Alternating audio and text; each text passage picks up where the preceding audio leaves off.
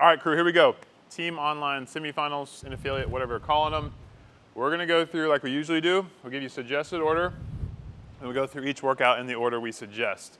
So, obviously some maybe contention with these workouts. You can look elsewhere with people, what you're gonna do about the run, but we're gonna give you as much guidance as we can so you have as much success and optimize each workout based on how you go about them, how you do them with your partners and teams.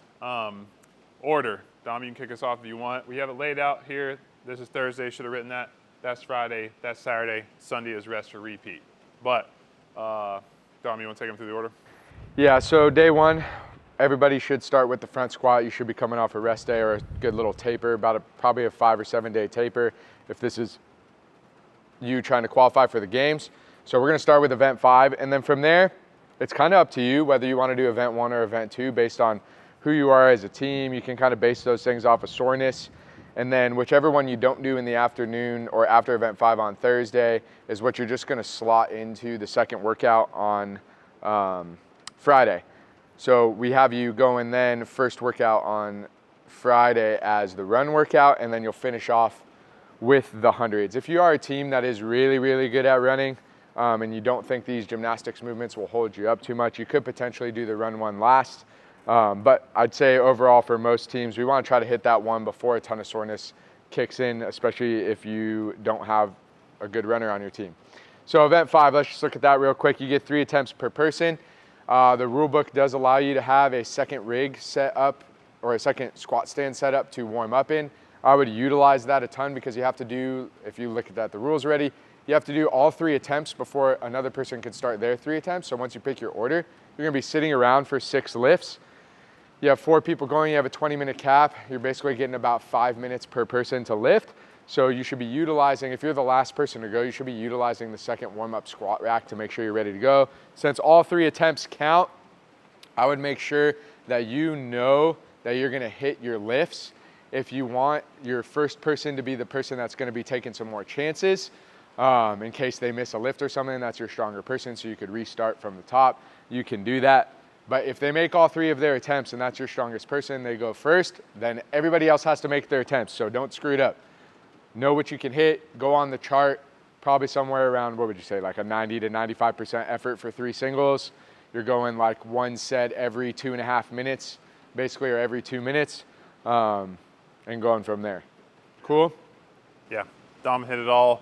Make sure you can hit your lifts, like you said. You don't be going, especially 3rd or 4th, miss a lift, and you gotta restart everything, the whole clock, because if you have a missed lift, your whole workout's tanked. And this is one you can do, start right at the beginning, 3, 2, 1, go again. Yeah, you're probably not gonna, you might match your PR, and PR today would be awesome, but I'd plan on the 90, finish at 97, 95, 97, 8%. Just go based on feel with that, again, making sure you can hit it. Staying warm throughout. You can switch in and out with a partner, right? Or one of your teammates if you're hitting the same load, or you gotta go all 3. Okay, so clarity on that. I gotta read the rules again to make sure, but you gotta do all 3, then they do all 3. Even if you're hitting the same weight, you can't go at the same time. Make sure you follow the jumps that's prescribed within the workout itself. That's in there. It's depending on what you're gonna hit. And that one, there's some nuance to it obviously, but you gotta lift as much weight as possible for 3 lifts for that front squat. Do this one first. Okay, then you're gonna either bump into event 1 or 2. We're gonna start with event 1. Here I would say just kind of find who is gonna set the burpee pace. So obviously the person who needs to pace more, allow them to lead in the beginning. And then obviously on the last round, try to push that person. Make sure you double check the standards on your burpee line and ride the line of where your head can be and things like that so you can be closer to the line and move a little bit quicker. But for the most part, allow the person who struggles with the burpee a little bit to pace you out. It is 100 burpees. Always take your total volume.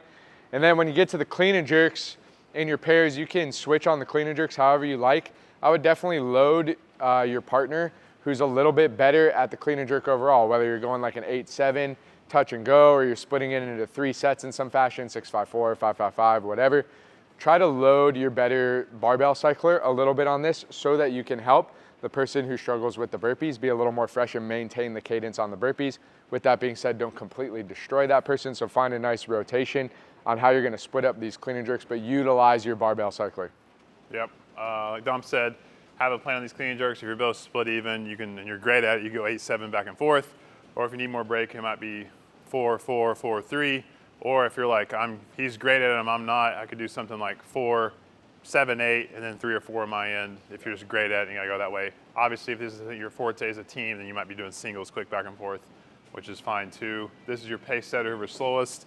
Don't let them red line in round 1 or 2. Like, you gotta push them at that threshold 85, 90% intensity, and then hopefully they're not getting wrecked here. That way, rounds 4 and 5, they're just full send it. What you gotta think about too here, obviously if you wanna hit the time cap, you're going 3 minutes per round. If you want to back down to however fast you want to go, just go into that with pacing in mind. 2.5 minute rounds would be 12.5 minute workout.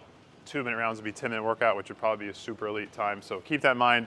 Have someone who is pacing these burpees to pace those out, maybe a caller for you all, or just so you're looking down the line, making sure you're good on that, to have a good sync cadence, making sure you're not going too fast out the gate. In that first round, if you're trying to finish in 15 minutes and you come out and you go at 2:15, you're way too hot. So have the burpee pace, whoever's doing that, set it accordingly, and then the clean jerks kind of are what they are based on how you're going to cycle back and forth. Event 2, other option for that day, if you don't do this one, you're going to end up doing it on Friday anyways. Probably the one to really think through the most. Tricky splitting up these dumbbells, but I believe you do have 4 pairs of dumbbells out there. So the person resting will be standing in their dumbbells anyways. So think about how to split up your floor plan. There is no floor plan for this one except for the fact that the box has to be 5 feet away from the dumbbells on each side. So think of a good floor plan for transition, and then just kind of pay attention to the movements.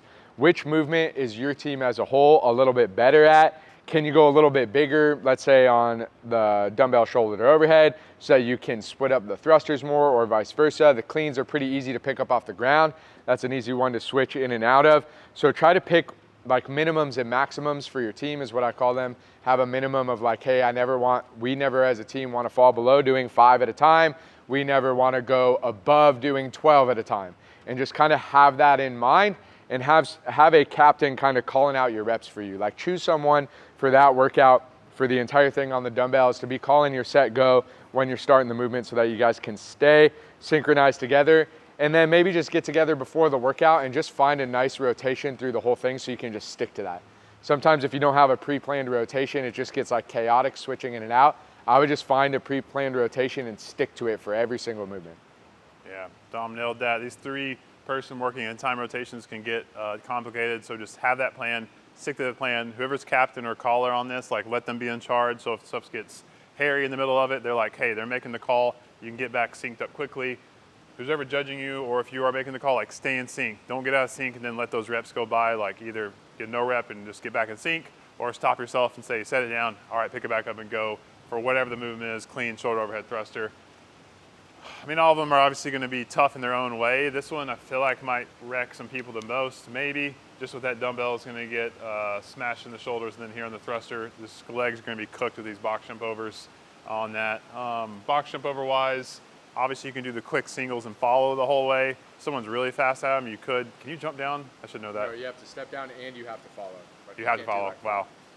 Obviously, Dom's read this more than me, so there you go. I'm asking questions you're probably asking. You have to follow. That makes it simple, and the strategy there, jump as fast as you can, get back to that dumbbell, and whoever's the most gas can take the little first, break it first. And then how you're breaking these up is always going to depend on your fitness level. How can you string together reps, and then like what's the fitness of the whole team? Good. Event number 4, running. Make sure you just follow all the instructions for what they have for the run course. Measure it out ahead of time. Do your measuring video ahead of time so you don't have to wait to do that. And then again, find a nice rotation. Whoever is your worst runner probably shouldn't be doing much of the pull-up or the chest to bar until later in it, so they can get a little bit of a rest. However your team wants to decide to do that. You can definitely like front load athletes that are not as good at running with the pull-ups. So like if you have 2 guys that are great runners, they might want to knock out a bigger chunk of the pull-ups in the beginning so the girls can rest, or so one girl can rest, or vice versa. If the girls are a little better, you have them start the pull-up so that the weak runner can get a little bit extra rest. You do the same idea on the chest to bar, and then kind of, I say when you get to the ring muscle ups, try to find a more even route or pattern. Unless you have someone on your team that's amazing at muscle ups, they can take a little bit more of the workload.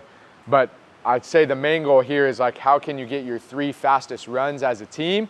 So you need to find your slowest runner, talk to them, and find out exactly what they're gonna need to match like the hard pace that the team can set and still be functional on the gymnastics, right? So if I had a team doing this as an in-person workout and this was the case, I would find the 3 people that are good or 2 people that are good at running. Let's say there's a guy and a girl on the team that are really good at running.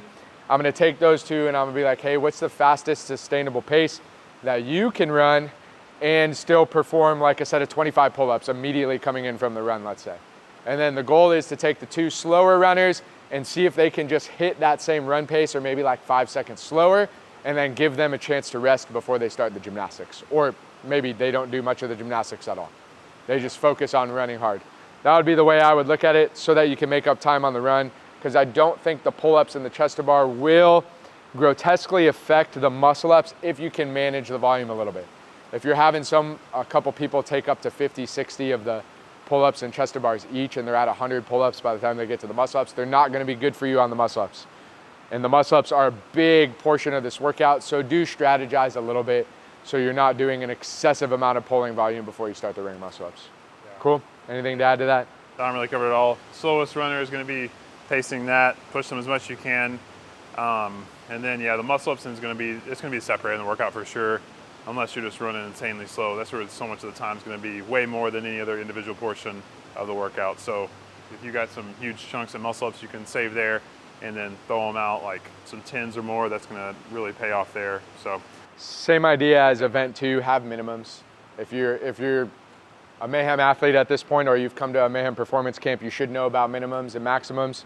By this point, you should be doing minimums like, hey, on the muscle ups, each person should know, like, I'm never doing less than 3, I'm never doing less than 5, I'm never doing less than 10 for each of the gymnastics movements. And you should know that for yourself, let your team know, and then just keep a running count and keep moving in and out of your minimums. Yeah. Good? Event 3, partner race. Pretty sure both pairs go at the same time, which is pretty cool. Yeah. So that'll be fun. So you gotta race your pair. Definitely load, if you have shorter females, load the guys on the wall balls. You should also be loading your males on the row. Just makes sense to, it doesn't even matter. Like, a male can always row harder than a female, even if they're dead, for the most part. So you wanna try to load your male a little bit there somehow. If you have some females that are really good rowers, utilize them for sure. But you wanna try to set up the workout where you can really have your males kind of attack this row in the last set of wall ball, and then kind of filter your females in and have the female, set up the female to help you on the back end of toes to bar so that the male can kind of attack these. If you have equal height females, then the wall ball isn't gonna be as big of a factor for you if you don't have shorter females, because most taller females can hit the 10-foot wall ball target fine with the 14-pound wall ball, in which case these can be a lot more even. And then it's gonna just come down to like loading the male a little bit on the rower, loading the female partner a little bit more on the second toes to bar. And I think this set of toes to bar can be evenly split. So at those points, once you've kind of figured that out, like, I'm a big fan of small chunks on gymnastics and stuff in this. If everybody remembers the open workout that I had 50 toes to bar after rowing, no one really did good if they did a set of 15 or something, or 20 out the gate. People who were doing 5s were like winning the workout. So just think about that when you're splitting up the toes to bar. There's no reason to do massive sets, especially in the beginning, if it's gonna affect your toes to bar on the back end. And it is 100 toes to bar per person if you split it equally. That's a lot in a workout, so be thinking about how that's gonna affect your core and your grip, especially doing it at the end of the weekend as well. It just seemed to be the best order. It's unavoidable to do some things under fatigue, but just know where you're at. And again, pick minimums for toes to bar, minimums for sure. The wall balls at the end, if I'm on a team and I'm a male, I'm trying to hit a massive chunk to go for that wall ball at the end, 50, 60 plus. Yeah. I think here, minimum, maximum, popular minimum, maximum, probably 5, minimum 10, maximum, at least until you're like on the back half of these toes to bar. At that point, if you're hitting more than 10, kudos to you. And then Dom really covered the rest of the row, those points. And the wall ball here, have maybe it's 25s back and forth, could be popular, or 30, 20, 30, 20. Then here you just go, send it, go right up to failure before you switch. And then like can you switch midair on the wall ball? No, because it's male, female. Oh, duh, yeah. So what's up? Yeah, the last one, they're getting in there ready to go right away, switching from male to female on that. And most people, I think, will get this in the time cap, should be fine. So see which pair can race, move the fastest. Perfect. Boom, that's online semifinal. Only other thing, this is assuming you can optimize your time. Obviously, if like you all getting off work on Thursday can only do one, do the front squat. Yeah, and then the next day the order's going to change Yeah. on. You're probably going to, you could still start the day with a run, or start it with maybe one, then do the run. But if you got to go 1 Thursday, 1 Friday, 2 Saturday, 1 Sunday, we can throw another order in here on the Mayhem Athlete app for you guys to make sure you have a way you can construct it and do it, whether you're doing it front loaded, then repeating, or just 1 a day and 2 on the weekend. So thanks for tuning in. Sweet. Smash the online semifinal teams. Have fun. Mayhem Athlete. Let's go. Just don't beat Angela's team. Just Yeah. kidding.